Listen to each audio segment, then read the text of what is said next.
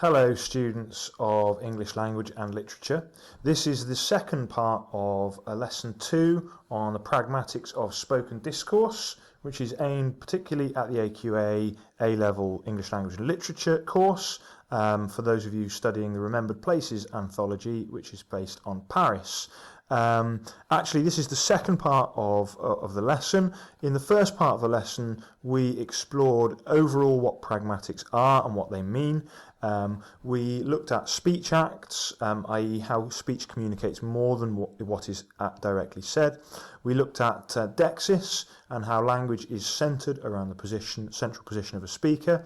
And we looked at accommodation theory, which is how speakers adapt their speech to one another by converging and diverging. We're actually currently looking at cooperative principles of speech and Grice's maxims, and we'll go on later in this video to look at politeness theory and to sum up by exploring how pragmatics theories can be related to literature texts as well as those in the Paris anthology. Just to recap, Grice told us in the last lesson that speech is cooperative and that speakers have shared goals and conventions for achieving them, and he described those conventions using the 4 maxims: the maxim of quantity, to say not too much or too little; the maxim of relevance, to make what you say relevant to the topic; the maxim of manner, to contribute clearly; and the maxim of quality, i.e. to make what you say accurate and truthful. And we're looking now at implicature, examples of where those rules have been intentionally flouted in order to convey meaning. And you were asked to look at these 4 examples of broken maxims that might meaningfully convey information. If you get in and your mum asks you, "Where were you last night?" and your response is "nowhere" or you are, I guess, flouting the maxim of quantity. You might be flouting the maxim of quality by giving perhaps a deliberately untruthful or direct or indirect response. But you are definitely conveying meaning. Don't ask me this question. None of your business. I'm not telling you. And it definitely conveys an awkwardness about your situation. So an abrupt response to questions. Abruptness might violate the maxim of quantity in that you're giving a deliberately shortened response, but it always conveys something meaningful about the speaker where it's done intentionally. Also, if mum asks you, or if you ask mum, I beg your pardon, "Can I have new trainers?" and your mum responds with, "Is your room tidy?" Well, that might well appear to violate the maxim of relevance, because you were talking about having new trainers and your mum is talking about whether your room is tidy. By the way, A-level students, I know you don't ask your mum for new trainers, and I know your mum doesn't tell you to tidy your room before she buys them for you. But I think we can interpret that in this interaction, in the second interaction, the relevance maxim has been flouted, has been broken. And the implication is clear that mum is not prepared to spend money on trainers whilst son is not going to tidy his room. So again, apparently the maxim of relevance has been flouted, but meaning has been conveyed, and son is definitely going to get the message. No, because you're messy and untidy, so you can't have new trainers. The third one, I beg your pardon, might appear to violate the maxim of manner. We don't speak to each other in outrageous mock Mexican accents unless we're just being really wacky and crazy and we want our friend to know how excited we are to see them and how much fun we're going to have together. So we might violate the rule of manner and communicate in a kind of a deliberately unexpected manner in order to to convey what a crazy person we really are and how much fun we are. Finally, that last one is a great example of sarcasm. "I'm sure your valuables will be just fine left on the bar." Well, it doesn't sound to me like they will. Leaving valuables on a bar sounds like a really stupid idea to just about anyone. And I think in this case, we can probably interpret the speaker's sarcasm. They're intentionally saying something that they know not to be true. as a way of perhaps sarcastically conveying that you really should not leave your valuables left on the bar.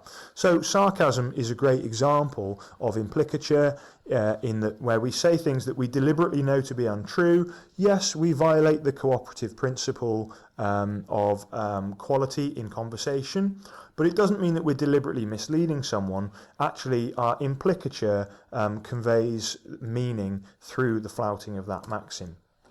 Okay, we move forward now to face theory by Erving Goffman, and I recommend, if you see the bottom bullet point there, a very quick video narrated by Stephen Fry called What Does It Mean to Be Me?, which looks at Goffman's ideas about face. Goffman is a sociologist, and his idea can be summed up if you indulge yourself in this imaginative scenario.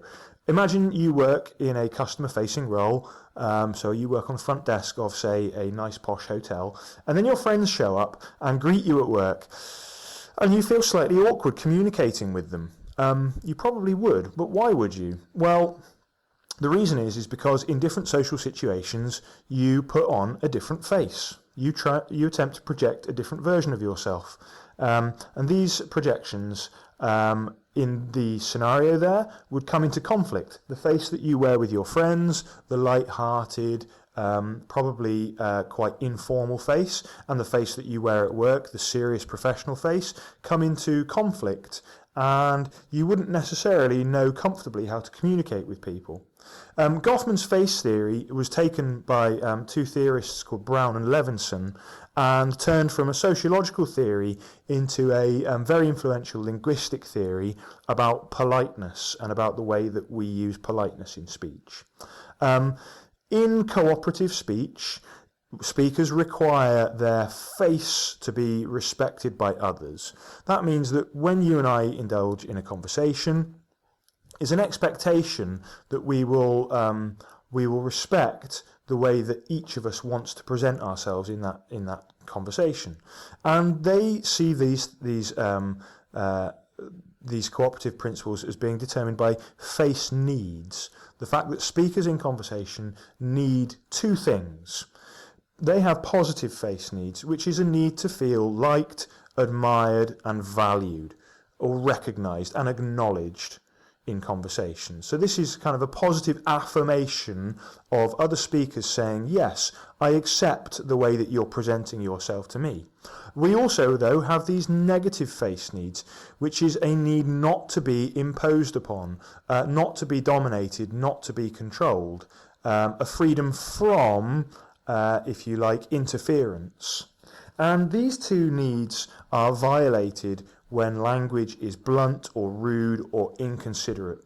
And where face needs are violated, the theory describes this as a face-threatening act.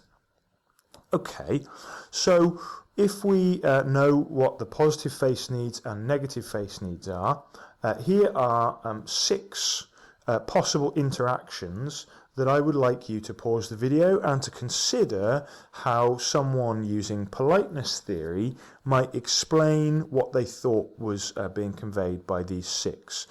You need to consider in your responses whether the speaker is accommodating or violating these positive face needs, the need to feel valued and acknowledged, or whether a speaker is accommodating or violating these negative face needs of someone not to be imposed upon. Pause the video, have a crack at applying the theory.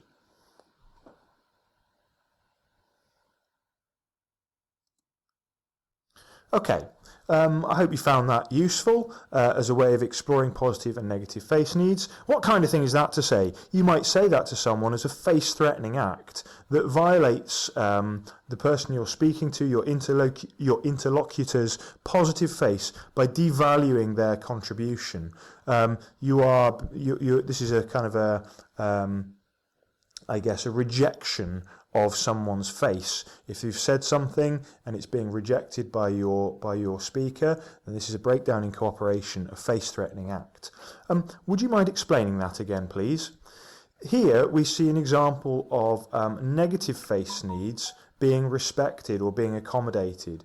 This potentially could be, explain yourself, could be a violation of negative face. It could be an imposition. And so it's being dressed up using politeness features, such as the question, would you mind explaining that again, please? This, I guess, offers it to the speaker, to the receiver, sorry, as a choice. It offers them freedom. So it is, to a certain extent, an imposition on their freedom. So it is, I guess, partly a violation of their negative face needs.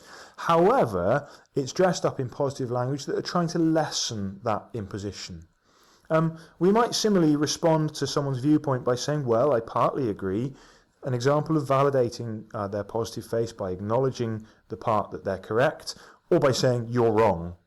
A straightforward and blunt rejection of their view, and therefore a face-threatening act that violates their positive face needs. Actually, C and D basically convey the same meaning. I mean, C, if you like, is a slightly euphemistic way of saying you're wrong about something, but it's one that has the politeness features. E, thank you for your help, acknowledging contributions as a validation of positive face needs. And then F, I'm sorry to cut you short, but I must dash. A fairly typical kind of statement in conversation. For one speaker to shut down a conversation, to take control of discourse in that way, could actually violate the negative face needs of another speaker not to feel imposed upon. And if someone just walks away from you when you're speaking to them, you do think, well, that's pretty rude, and I do feel like I've been disrespected in a way. So here the politeness features again are used to lessen the impact of one person taking control of the dialogue. Okay, so that's a useful summary for you of how face needs and politeness can be applied to different speech, different examples of speech. This obviously is all going to be very useful for us when we look at AQA Paris, and in future lessons we will start to actually analyse some of the texts in there.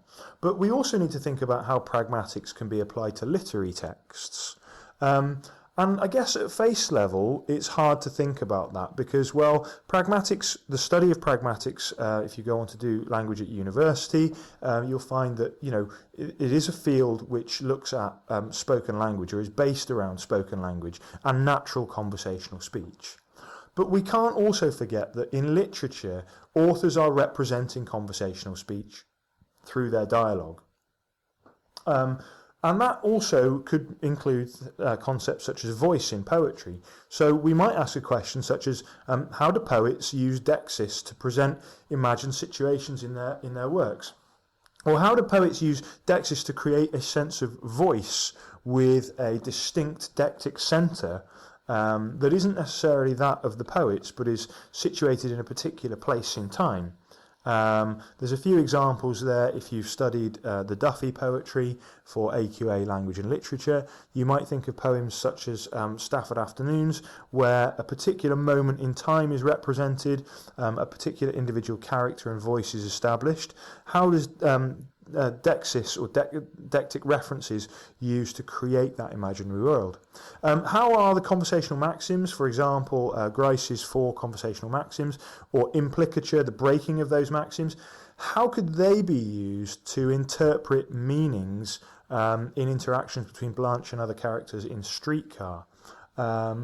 Obviously, dramatic texts exploit the implications of natural speech to convey meanings to their audiences, and that's something that we can apply pragmatics to. We just have to understand that we're analysing a representation of natural speech rather than an actual factual act of speech itself. And then finally, politeness theory, particularly ideas about status, could be used to analyse interactions between Serena Joy and Offred in The Handmaid's Tale. Serena Joy's bluntness and her violation of politeness principles says a lot about the relationship between them. It could be contrasted, I guess, with, say, Offred's interactions with Moira or Offred's interactions with the commander, each of which has their own politeness features, and each of which implies the face needs of the speakers involved, and that, of course, is all part of Atwood's creation of character. Okay, so just to recap, in this lesson, or in the two parts of this lesson, we've examined overall concepts of pragmatics and what pragmatics means. We've looked at speech acts, how speech can communicate more than what is directly said. We've examined dexis, how language can be centered around a particular speaker's position and how that can be interpreted. We've discussed accommodation theory and the way that speakers can converge or diverge their speech to match other speakers in a situation. We've looked at the cooperative principles of speech, particularly Grice's maxims, and the way that we observe these conventions to cooperate with other speakers, but also the ways in which we can meaningfully break those cooperative principles through implicature and imply specific meanings. And finally, we looked at politeness speakers and how speakers use different kinds of politeness to one another, particularly in accommodating the faces that we try and present in conversation. If you look back now at your AQA glossary, and you perhaps, I don't know whether you add notes to your AQA glossary, but it certainly wouldn't be a bad idea. It should be clear to you now that we've covered most of what's specified by the AQA glossary. The future lessons will, of course, start to apply some of these terms and theories in more detail, which will give you a better understanding of them as we go along. But right now, all you need to do is make sure that you understand the key ideas of each theory, and really importantly, that you possess the right kind of vocabulary to talk about pragmatics when analysing texts. And this list here would be very useful for you to add to your own glossary for the course, or for you to write quick summaries of these terms that you can then use when you do your own analysis. Thank you very much for your focus and your attention. If you are interested in the content that I'm putting up on this channel, then you should click subscribe, and if you can like or leave a positive comment, then that's always helpful for motivating. And of course, if you have any questions, or if you think there's anything I haven't covered, or if you think there's anything I should cover, then you can always leave a comment, or if you're one of my students, you can speak to me personally. Thanks again, have a great day, bye.